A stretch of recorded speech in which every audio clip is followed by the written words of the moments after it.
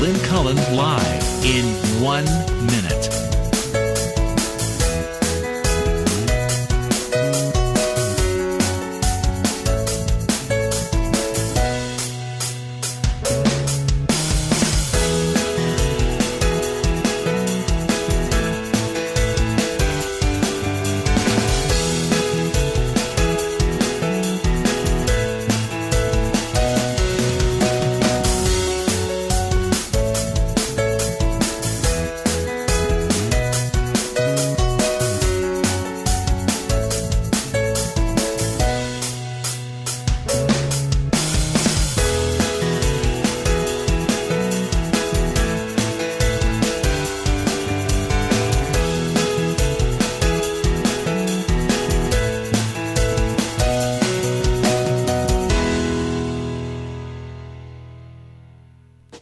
Welcome to Lynn Cullen Live at pghcitypaper.com. Email your questions and comments to Lynn at pghcitypaper.com. Hello. Oops. Hello. Sorry, I turned my thing down then. Hello. Celine, I'm hearing a little buzz in my head. I don't know if that's my... Hello, and welcome to the program, Buzz. And it's October 10th. You're not? Okay. It's a foggy day. I can't even see the tops of the buildings downtown. Don't worry. If I can live with it. I'm a little discombobulated. Excuse me, because I just literally ran into the studio 2 minutes ago. I shouldn't cut it so close. I should not cut it so close. I got off the elevator on the wrong floor. Then I got on an elevator attempting to get up one more floor, and I pressed my button, and the elevator went down all the way to the lobby. When I was already running late, I couldn't believe it. So anyway, here I am. And if I just take a deep breath. Are you hearing that too? Yeah. Okay, are you guys hearing a buzz? Kind of. Because if it's just here with us, we can live with it. But, what? You can talk out loud. What? Can you talk a little louder? Can I talk a little louder? Okay. You mean I have to talk louder? No. Oh, okay. Hello, and welcome to a usual faltering beginning of Lynn Cullen Live, I believe. Okay. Hey, look what I got. Because the engineer said, since you have your October voice, he gave me this gizmo, which I've been wanting for a long time. It's called Cough Drop. Very clever. Very clever. And this means now that when I have to cough, I just press this button. Watch this. You didn't hear me, did you? Because I can stop the... Now, let me do that again to see if the buzzing stops it. Yeah, it does. The minute something's awry, that's for sure.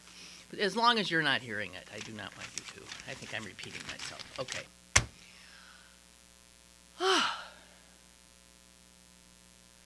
Okay, guys, we made it to Friday. This is my first full week in a long time. Oh, I met the parakeet guy last night. The guy who called yesterday concerned about the little blue parakeet that's been in his backyard and in his bird feeder and worrying about the cold weather and wondering if there's a way to trap the parakeet.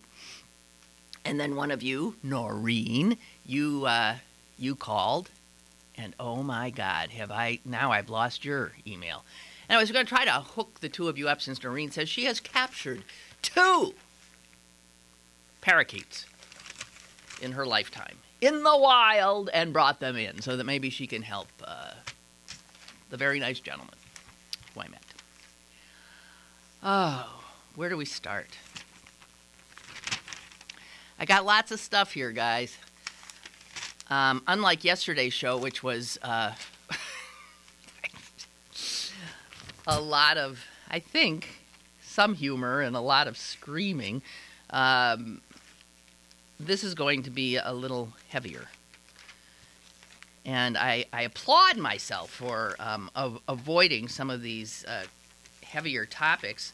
Can't do them constantly, and not affect yourself in negative ways. Because personally, well, I've said this before. Never mind. So anyway, here, I just want to say something. It's been percolating in my head for a while.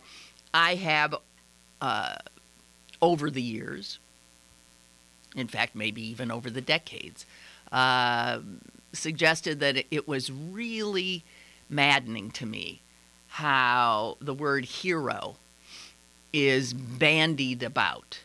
Everybody's a hero these days. And when you take words like hero or adjectives like awesome, and you make them everyday stuff, everything's awesome, everybody's a hero, well, they don't mean anything. They don't mean a damn thing anymore.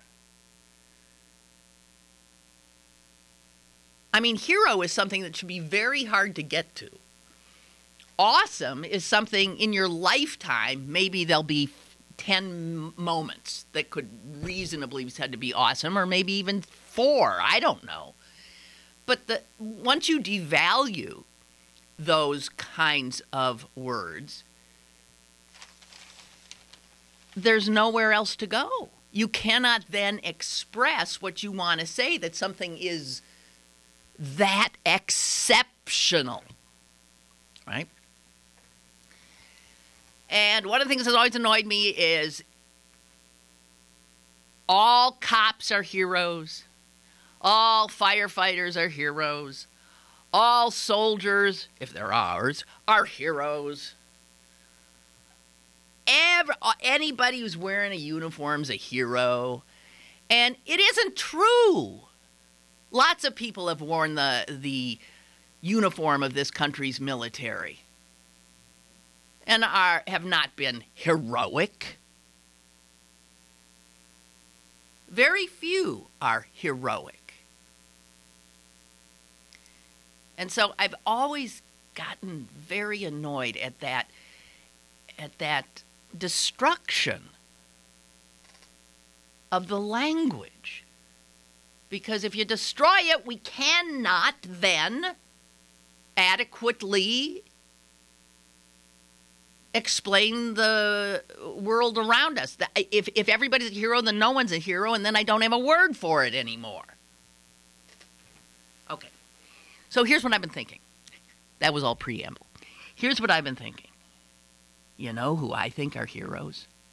And here's where I put a whole group. So maybe I'm doing some devaluation here. I don't know. But the people I think are heroes are people in the health profession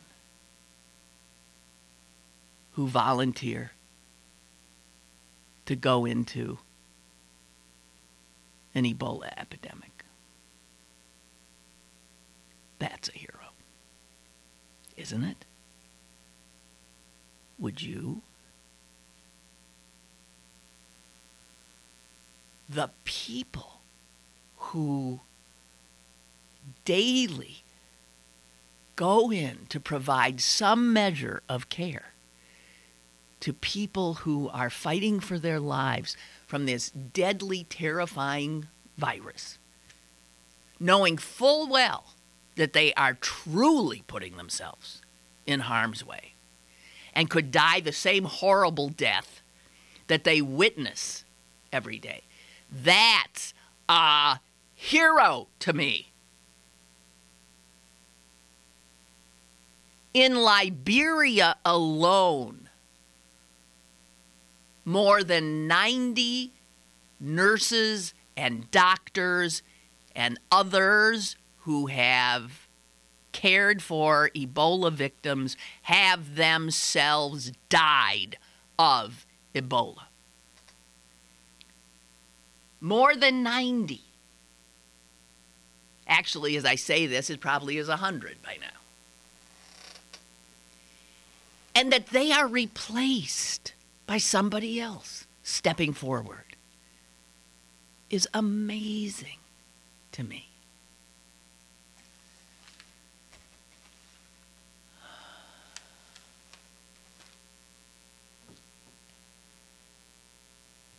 Those are heroes.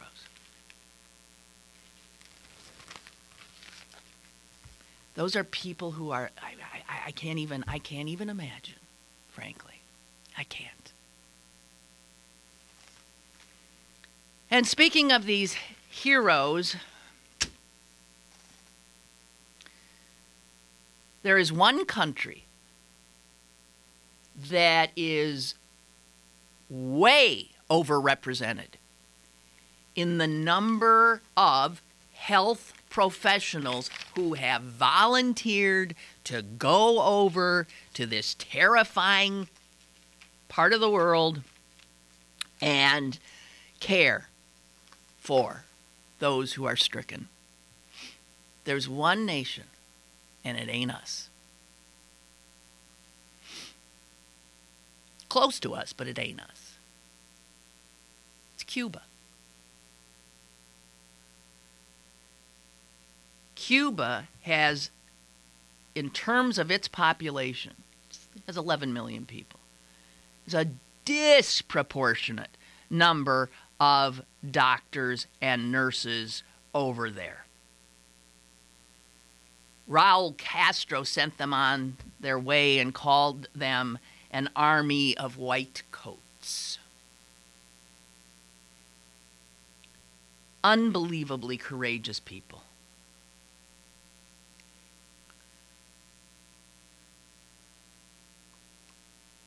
Now, in the United States, we have sent soldiers.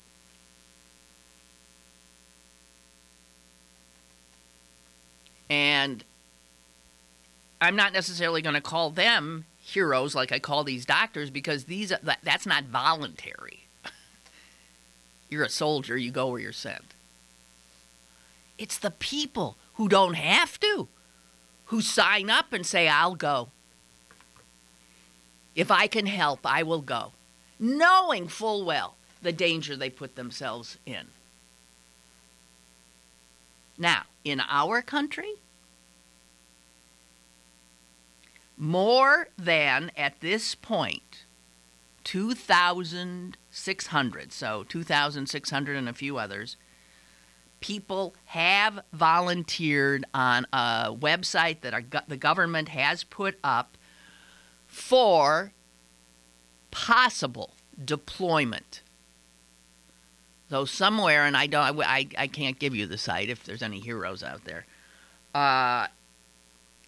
people in the United States who want to go and help as part of some organized effort. So we got 2,600 that have signed up, but they have not been deployed, and I don't know what organizations are sending them. Liberia itself figures it needs about 10,000 qualified healthcare workers. Sierra Leone needs easily as many. And so far, the largest single medical brigade that's been sent over to those countries in West Africa comes from Cuba, and that's just 165 Cubans.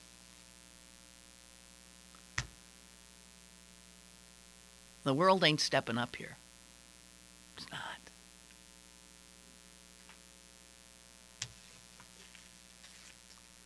And it's not like I'm stepping up either. Well, I think the message we're getting is if you don't stop it there, it will come here. And there is getting worse by the minute. I mean, it really is getting worse by the minute. Why is it that dying Africans don't touch our hearts? Why is that? We have a call. Hello, caller. Hello? Hello? No? Not there. I mean, I wonder about that. By the way, the big wannabe leaders of the world, China, Russia, India, they've done almost nothing. Although all three of those countries are well known for being in Africa to exploit the natural resources. Hello? Anybody there? No. I don't know. Don't ask me. Okay, we got a problem. Is there a problem here? Because William says, all these months I felt privileged that I could always see you, but not today. I can barely hear you. Oh, no, now he sees me. Second, in the words of Gilda Radner, never mind, but you're still soft. Audio's still weird. So we'll see what we can do. As for the buzz, there is definitely a buzz that is being heard. What? It's the cough drop? I think it's causing interference. Why do you think that? Shall we take a break? I'm going to plug this in. Do you know where to plug this if we take this off? Let's take a break. Yeah, let me take a break. Celine thinks she might be on to something here, so let's try to get that buzz out of the way at least. Okay, we'll be right back. Download the brand new CP Haps app and find out what's going on in Pittsburgh. It's the fun and free app that puts the most popular events at your fingertips. Text events to 77948 to download now and register to win tickets to Pittsburgh versus New Orleans at Heinz Field on November 30th. The CP Haps app, brought to you by Pittsburgh City Paper. Dave, what are you doing? Just sending a gift to Dave 2037. Who? Me in the future. I save a little money from every paycheck for Dave 2037 so he can buy anti-gravity boots or a hologram Doberman. What are you getting Steve 2037? Steve 2037 will be just fine. Well, okay, but don't expect to borrow my anti-gravity boots. Save something for the future. Put away a few bucks, feel like $1,000,000. For free ways to save, go to feedthepig.org. That's feedthepig.org. This message brought to you by the American Institute of Certified Public Accountants and the Ad Council. BergBargains.com is your best bet for great deals in the Berg. Log on today for exclusive bargains from Molly's Trolley's Terror Trolley, Bangkok Balcony, Verde, Just Ducky Tours, and Go Ape. BergBargains.com, Pittsburgh's best bargains. BergBargains.com. Now, it's back to Lynn Cullen Live at pghcitypaper.com. All right, ladies and gentlemen. Buzz is gone. The buzz is gone. We know we're still having other issues, but we're working on it here. So it was my new cough button. So you'll just have to listen to me cough. That's all there is to it, although my voice actually is in pretty fine fettle. So I don't know, where was I? Okay, I'll leave it alone. The Ebola stuff. But speaking of Cuba, do you know that there is another little blip of what looks like, you'll recall the Mariel boat stuff, where so many Cubans were coming to our shores. How long ago was that? I don't know. But it appears that's starting to happen again. And I've seen absolutely no coverage of that at all until today, when the New York Times did do a piece noting that there's a lot of Cuban people that are risking their lives again to flee to Florida shores, and that they're jerry-rigging boats. I mean, a Coast Guard commander said this: "We have seen vessels made out of styrofoam." Can you imagine getting in a handmade styrofoam boat and pushing off terra firma in Cuba, hoping to get to the United States? And he says these boats, some also made out of inner tubes, have no navigation equipment. They have no life-saving equipment. They rarely have any life jackets. They are extraordinarily unsafe.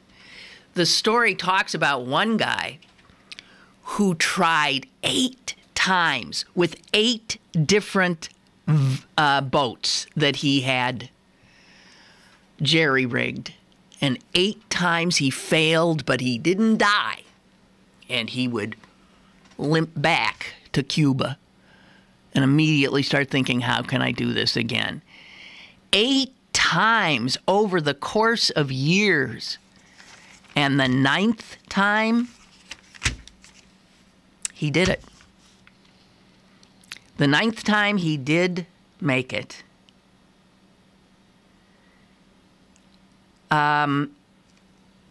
There's a strange law.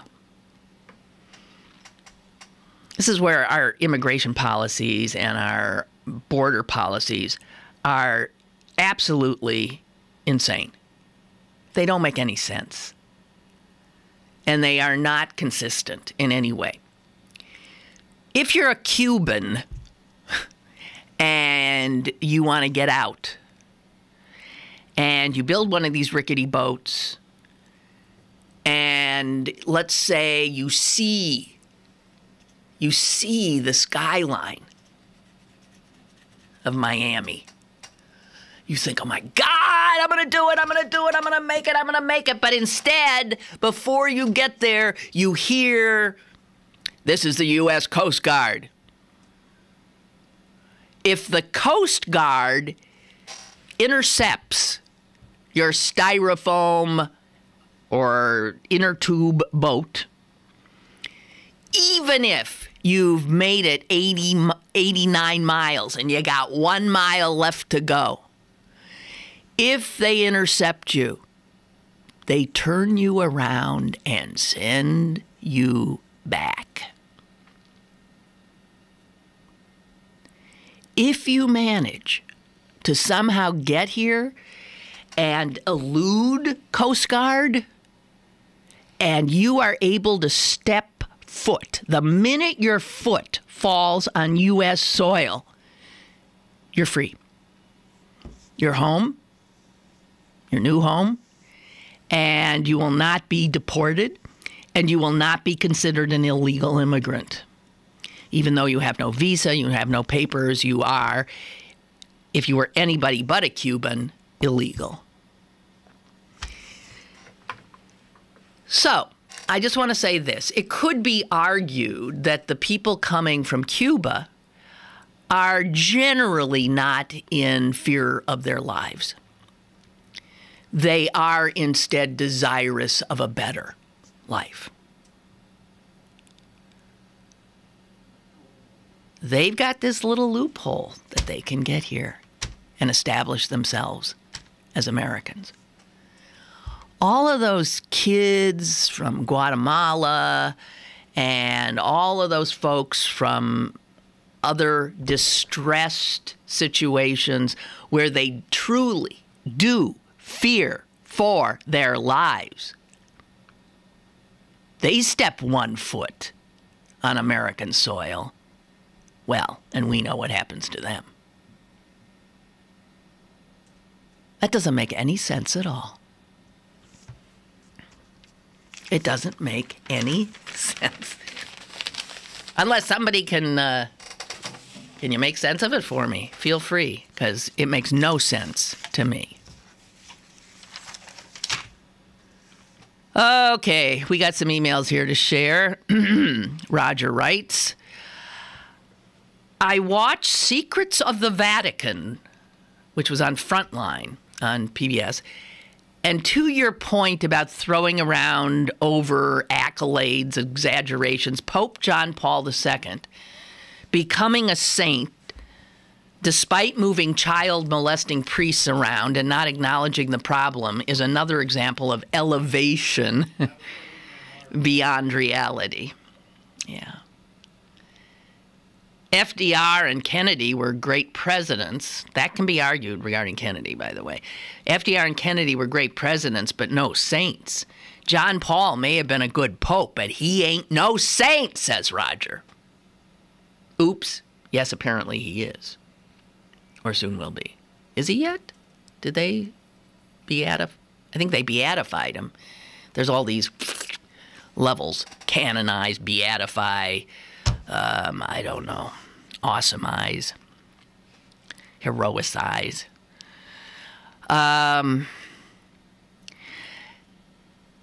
It's all politics, I guess. It's It's politics and PR. It's politics at the Vatican in regard to what you're suggesting. It's politics and PR regarding and also good for business media, from the media perspective, to elevate events and people beyond what is fitting and proper. Every one of our soldiers who goes off, if they're heroes, well then, that's a great story. It's a feel-good story. Our heroes. All firefighters are heroes. And they do place themselves in harm's way. But you tell me, if there's a cop in this country or a firefighter in this country who is placing themselves in harm's way at the certain rate that these healthcare workers are who volunteer to go right into the midst of this terror. And it is terror. It's terrorizing the world right now, this Ebola.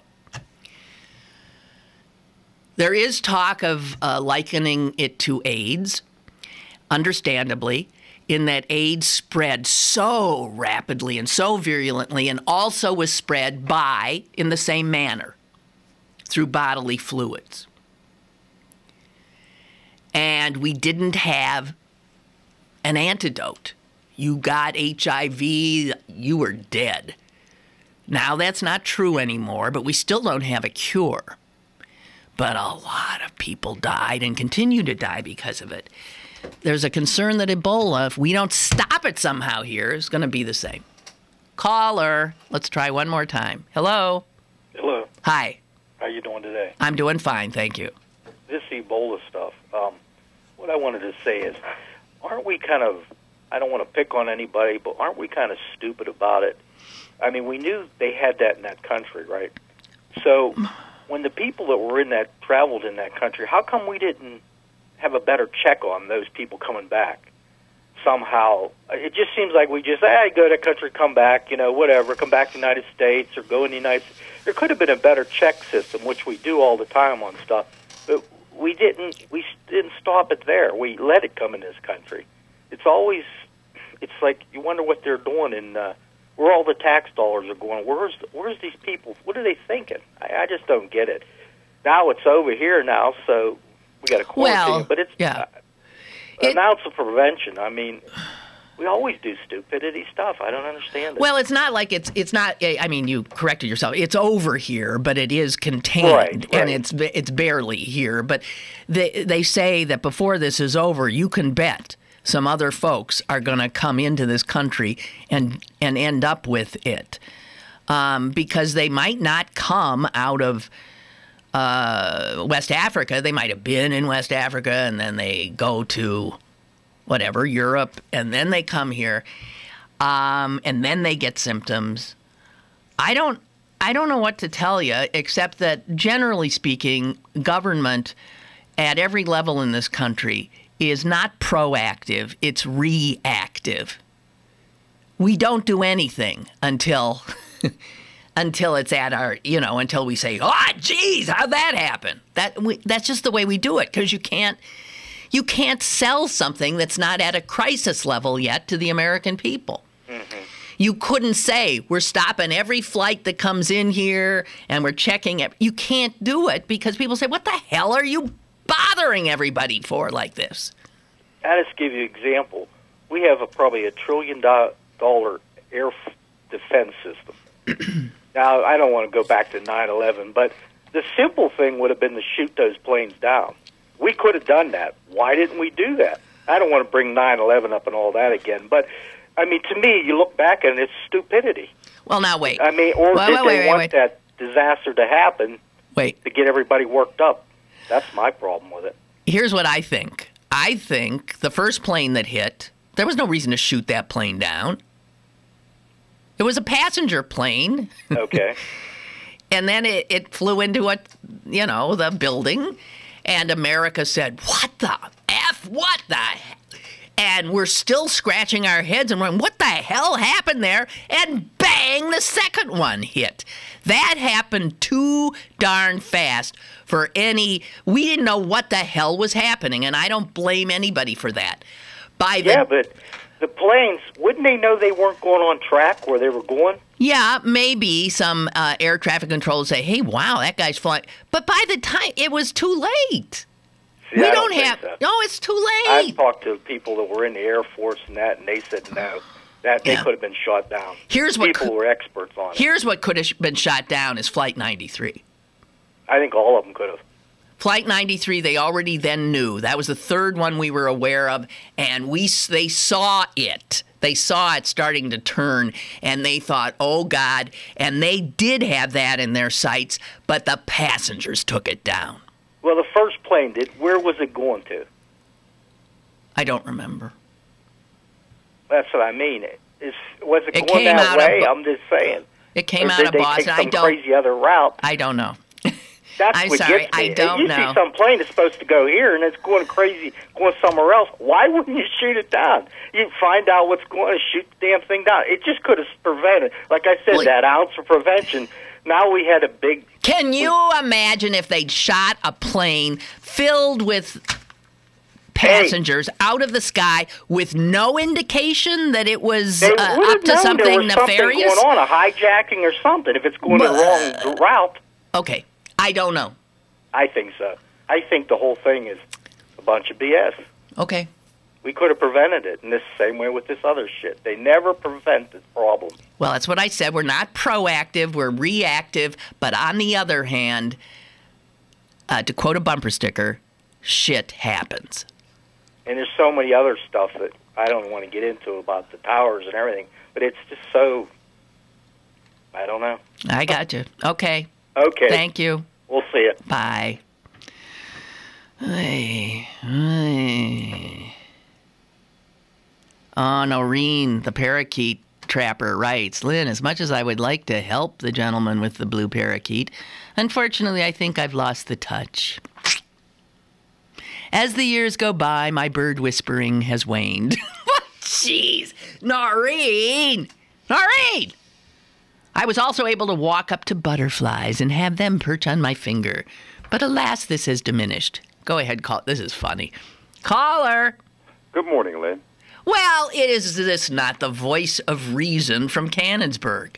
Reason? Hopefully you got a bark button. The mailman just went by and my dog was going crazy while I was dialing the number. See, your dog doesn't think that people in uniform are heroes necessarily. He thinks that... That's right? That's very true. Matt, Yeah. You know what? As you said that just put a thought in my head. Maybe I should keep him in my car just in case I get pulled over for like running over. No, they'll shoot you and the And dog. the dog, right? Yeah, but leave him. At least he can live through, up your basic traffic stop. What's up? It was driving me crazy. The what ifs. What ifs? Yeah. You couldn't. They could have shot those planes down. Just like you said. I saw that first plane hit. I was like, man, that guy can't drive. You know what I mean? What's going on? Then I saw that second plane hit. I was talking to a friend on the phone. I said, they need to, like, bring all planes down, and anybody who doesn't come But they down, did then. And that's exactly what They did. did then. As soon as the second plane hit, they realized, oh, boy, right. Yeah, Monday, it's very easy to say, Monday morning quarterback. There's no way people can react that way. When it comes to Ebola, coming over here and all that kind of good stuff, we can, help prevent it. You don't go to ridiculous measures. Of course, some people are going to get through, but what they need to do is stop it there. It's like you said about, AIDS. But the problem is it started in Africa. That's right. Yeah. If it started, where civilized white people live, there would have been a much more immediate reaction. This one is, it's still slow. Yeah, and I like the AIDS comparison, which started in Africa. It wasn't that big of a deal. That's right. And all that. And I think, also because it started infecting gay people, that gay men who gave a damn, black people, gay people, Who cares? It ain't us. It ain't heterosexual white folks. And that definitely delayed response. And the fact that, I really think people are used to bad things happening in Africa. Yeah, it's exactly. Like, they got some diseases, they're starving, there's drought. Yeah. Yeah, it's Africa. It's a dog bite man source almost. Right. So one guy comes from Africa. One. And now it's like, it's over here now. Oh my God. It's like, wow. Americans are such panty wastes. I can't stand the way we're so easily terrorized. And here's the thing. Yeah. I'm over here in Pennsylvania. Yeah. This guy was in Texas. Yeah. You know what kind of distance that is? You mean you're not quaking in your boots? Yeah, that's far. That's far. Even if you lived in Dallas, you wouldn't be quaking in your boots. Yeah, I wouldn't. No, I would not I have either. a better understanding of people being afraid in that area. Yeah. But the fact that people in Connecticut are freaking out for something that's happened in Texas, if you're in Europe, you're in a whole other country. Well, though, but we do know that this is obviously, it is AIDS-like in its terrifying aspect, and in the way it spreads, and in the fact that we don't know how to actually fight spreads easier than AIDS, actually. Because you don't have to have sex. You don't have to have sex, yeah. That's right. Yeah. It spreads easier than AIDS, and it's attacking all of us. There was a horrifying story. I couldn't even finish it in today's Times about a pregnant woman dying after she gives birth to a baby, and then she dies from Ebola. And the baby, there's a picture of a woman holding this baby. That's a hero right there, the woman holding the baby. There's all kinds of stuff. I'm thinking, you're holding this baby. There's no way this baby doesn't have Ebola. And you're going to die. But she was holding that baby. I couldn't read the rest of the story. I simply couldn't. But there was a picture on another page, and it was clearly the baby's body. The baby died 4 days later. I bet that woman holding the baby is going to be dead, too. This disease brings out the worst in most of us. Did you, as you were talking about it, I was listening to a show on NPR. I want to say it was Fresh Air, but it might not have been, about one of the Doctors Without Borders who has been there. And he was the head of the cleanup crews. You know what I mean? The people who went and picked up bodies. Yeah. And they asked, what was one of the worst things that you saw? And he said, there's a few, but the one that came to mind was a 4-year-old girl who was abandoned by her parents. And they're abandoning children left and right, and we, I don't know. This is one of those, well, geez, we can put a robot on Mars kind of things. That's what comes through my head. We can put a robot on Mars, but for goodness sake, these little viruses, man, they're we think we're the biggest, baddest thing on the planet. Right, it's something exactly. I've always maintained that we are so stupid. People are afraid of all the wrong things. Locking our doors and this and that. When the thing we always need to fear is something we can't see. Yeah. Is something microscopic that will take us down. And not to be on the phone for too long, I was just reading something. I have a sister who has MS. And they're starting to use, and this was what got me on the path was something on, NPR, microbes, stomach microbes, and things like that. What do they call it? Fecal therapy, like and all that kind of good fecal stuff. transplants and that kind of stuff. They're putting in a different biome, a different exactly biota. Because you wouldn't be alive for MS. For MS.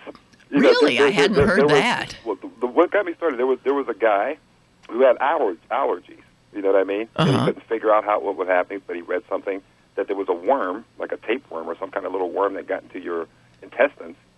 You know what I mean? Yeah. Through your feet, and it did something to your immune system with stopped, and it helped with allergies. And he had to go over to Africa and walk in feces to get this thing because he couldn't do it here. So, but then they're finding out that same thing will work on your, because MS is what is it, autoimmune disease, where basically your. I didn't know MS was an autoimmune disease. Yeah, that's what I didn't know. It's one of those things where your immune system is attacking. And, Okay.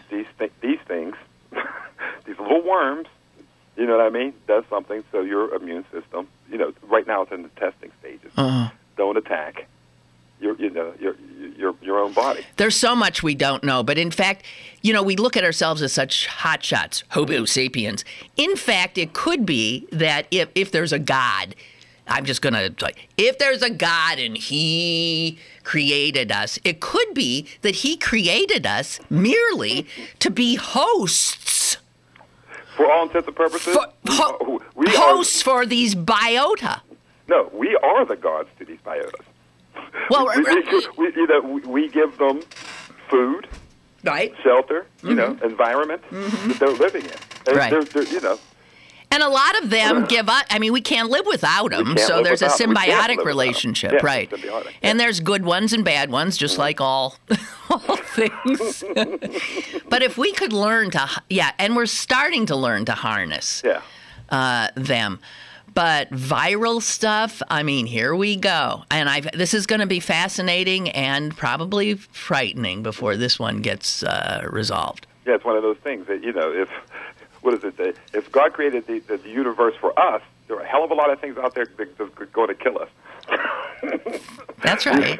Yeah, you can't even leave. You can't go up more than 3 miles without dying. You can't live in the ocean. You can't really live in the desert. And all these little creatures and critters all around there, attacking us and trying to kill us. Well, I mean, we aren't meant to live infinitely. I mean, we're meant to die. Something's got to kill you. Yeah, that's right. That's right. If some insect doesn't bite you and kill you, your age will. Yeah, your something own body will. Basically gets Yeah, your body will, wear out. We're machines. There we go. All right, stop this depressing conversation immediately. Cease, desist, and get the hell out of here. Okay, I'm leaving. Okay, bye. Bye. Roger writes, regarding your previous caller who thinks we should have shot down the first plane on 9/11, shoot first, ask questions later? How is he doing? Channeling John Wayne? However, here's another person who agrees with the caller.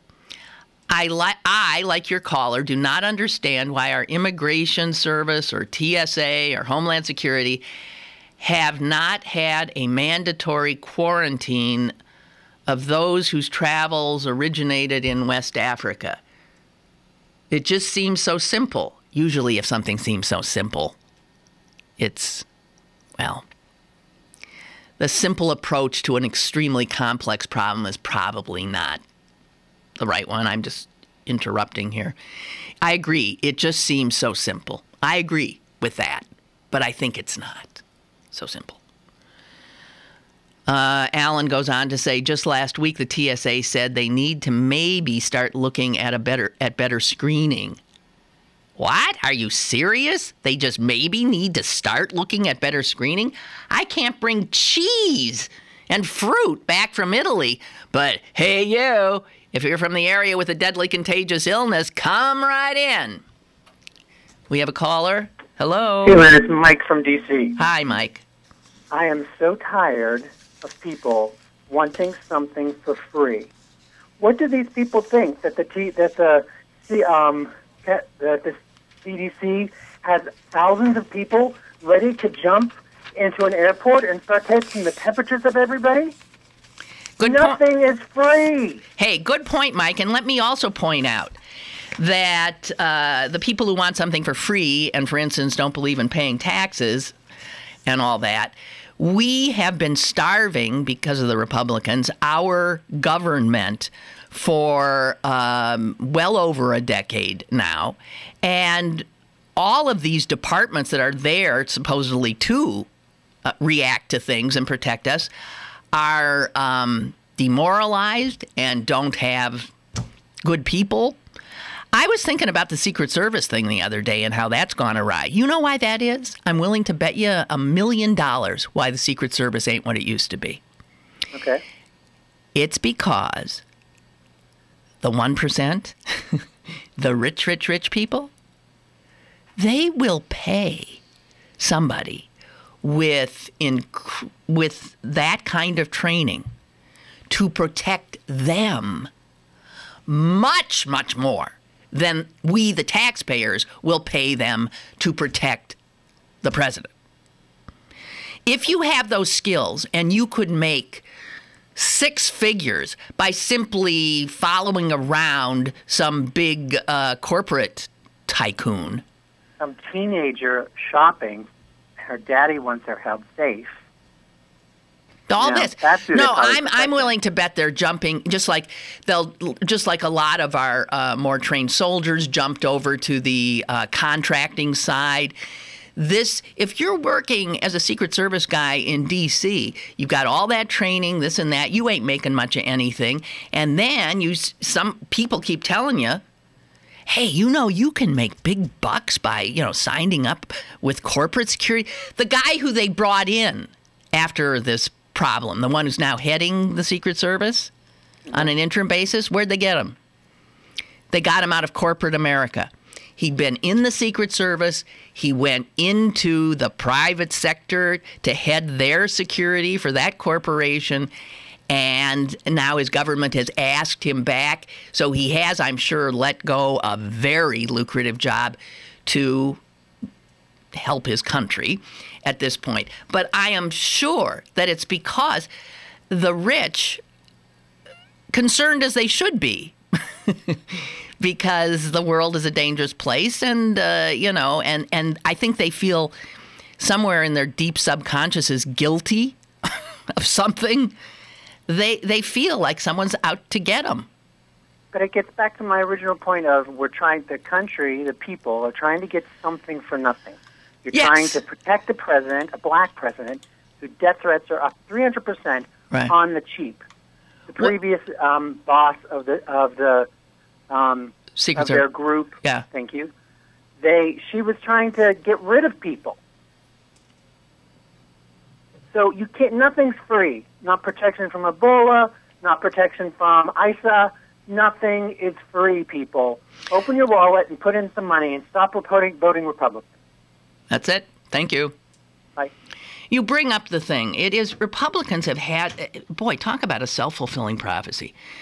And I know this is a mantra I've been repeating and repeating, but ever since Republicans started educating the American people that the problem was government, and that government had to be starved, it was bloated and it was ineffective and it couldn't really run anything, so you had to starve it. And how successful have they been? We have now spent about 20 years, 25 years, quarter of a century, literally starving our government, demonizing our government. It now can't pay people very much if you want to come and work. If you're somebody who, in fact, could make a lot of money at a private research lab, or you could go work for the CDC, Center for Disease Control, and make a government paycheck. Where are you going to go? I don't know. Thank God some people are still going to the CDC, but I don't know that it's cream of the crop anymore. I don't know. And Republicans have starved government, and then they turn around and say, see, it can't function. Well, it used to function, you SOBs. It can't function because you have been at war against it and continue to be. It's been a self-fulfilling prophecy. They did the same thing with public education. Public education was doing just fine. Then they started demonizing it. They called it government education. And they start, again, pulling money away from it into the private sector, and they harm public education. And then they turn around and point fingers and say, it is driving me insane Here, I got this. Remember I told you yesterday the Republicans are just in seventh heaven because of Ebola and ISIS? Oh, I love this. Just in time for Halloween. There's so many boogeymen on the loose, we don't even know which mask to wear. The scary Ebola mask or the scary ISIS mask. We love terror because we use it to get elected. So, they should be thrilled to know that polls suggest that Americans are anxious. 41% of Americans say they have not too much confidence or no confidence at all that our government can prevent a major Ebola outbreak in this country. Half of the citizens of this country do not think that we're going to stop Ebola here, or at least contain it. Do you think that? Because if you do think that, you bet you're anxious. The lack of confidence in the government is something that Republicans feed. They want you to think that government can't do a damn thing, and that it does not deserve your tax dollars, that all it does is waste it with your incompetence, with their incompetence. Playing off feelings of anxiety is a powerful strategy for motivating the Republican base. I think the Republicans should change their name to the Scaredy Cat Party. Few issues have proven as potent to the Scaredy Cat Party as the hordes of people coming across the border to get us. Listen to this. This is a congressman of the United States, Representative Duncan Hunter, Republican, Scaredy Cat. He said this on Fox News last week. He said, border agents have told me that they apprehended 10 ISIS fighters in Texas.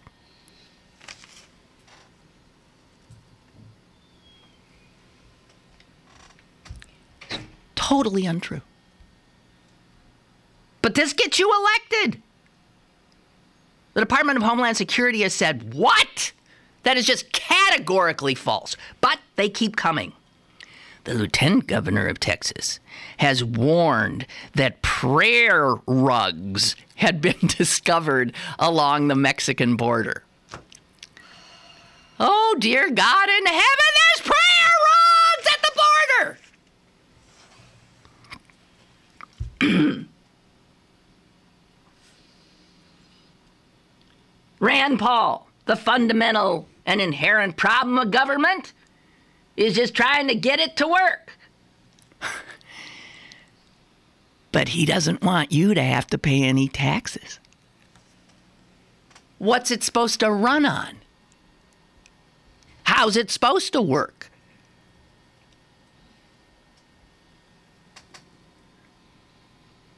Listen to this. Here's one of the conservative gas bags. Well, at least this administration is consistent. It'll let everyone and everything, including pestilence, across our borders. I bet if we're patient, the administration will even place Ebola with a nice family somewhere in Middle America and give it government benefits. It's a great laugh line for their base, but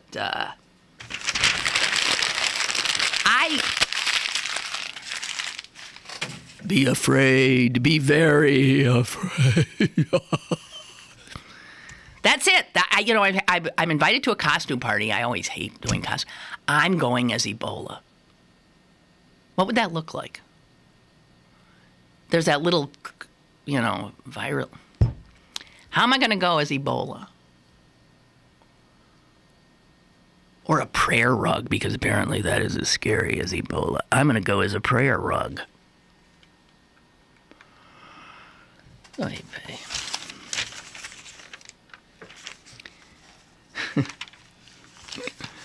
What do I got? 6 minutes. I got 6 minutes. Did you hear that the Pentagon is planning a big, huge thing starting next year to commemorate the heroes of our military in Vietnam. Yeah, they are. Now, I know Vietnam vets have had a hellish time. They got sent over to a war that was a disaster. They died, they were wounded, and they came home and didn't get a parade. I know. So this is an effort apparently to correct all that.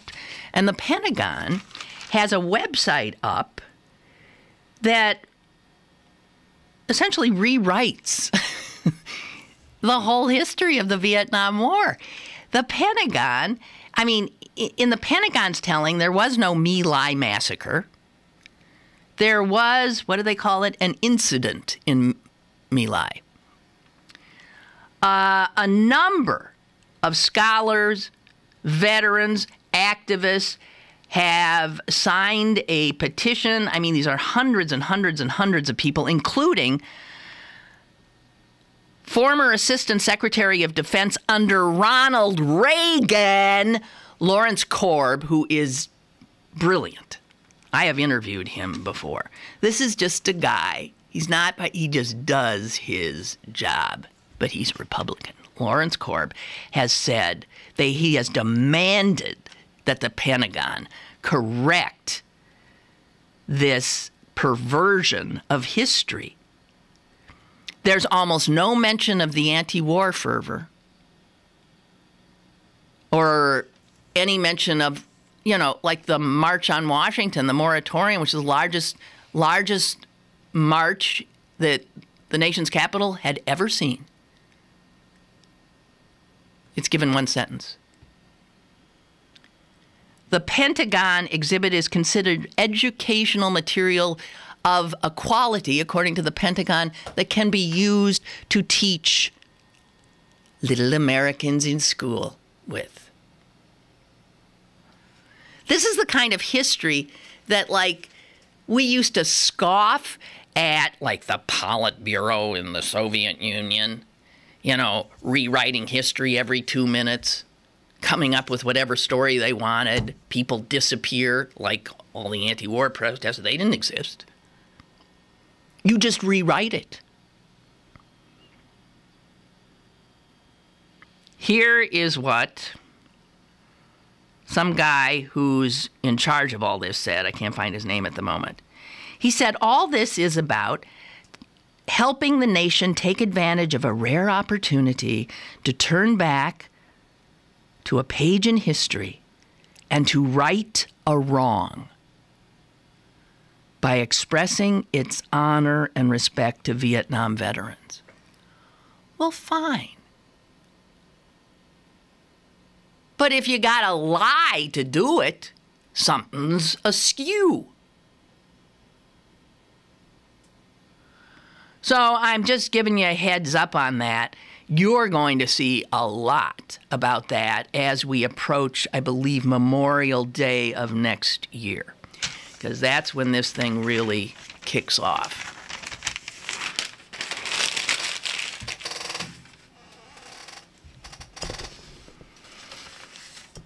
Oh, my. Geez, and I didn't even get to, there's so much else. I've avoided black teenage boys being killed because I just can't take it anymore. There were 3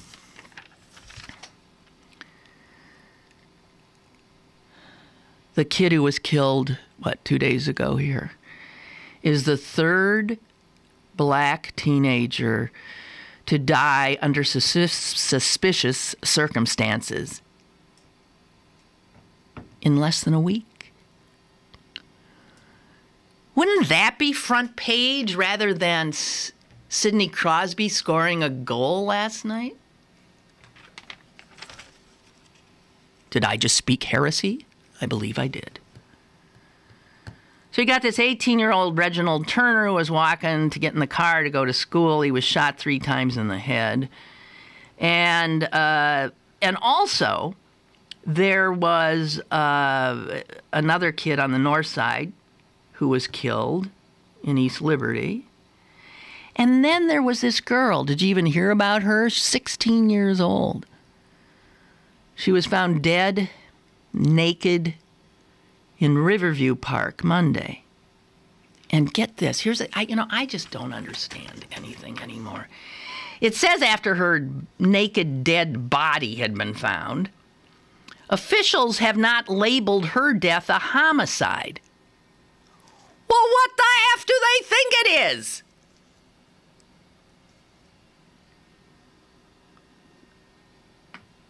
They are investigating it as suspicious. Well, yeah, I think it would, my suspicions would be aroused if I came across the naked body of a girl in the park. They would.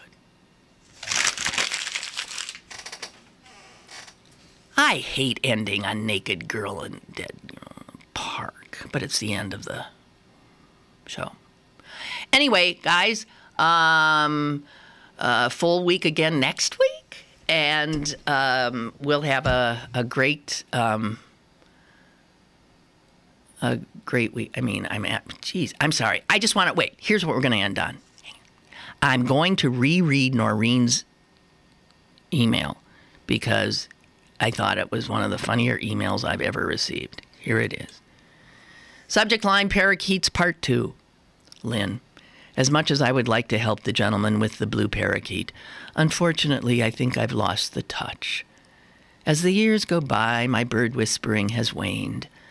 I was also able to walk up to butterflies and have them perch on my finger. But alas, this too has diminished. My best advice to the birdman is to keep feeding the birds, and perhaps, the blue budgie will survive. Noreen has lost her powers. And possibly that means the little blue bird will lose its life. So on that upbeat note, we will now end this dang program. I'll see you Monday. Have a great weekend. Toodaloo.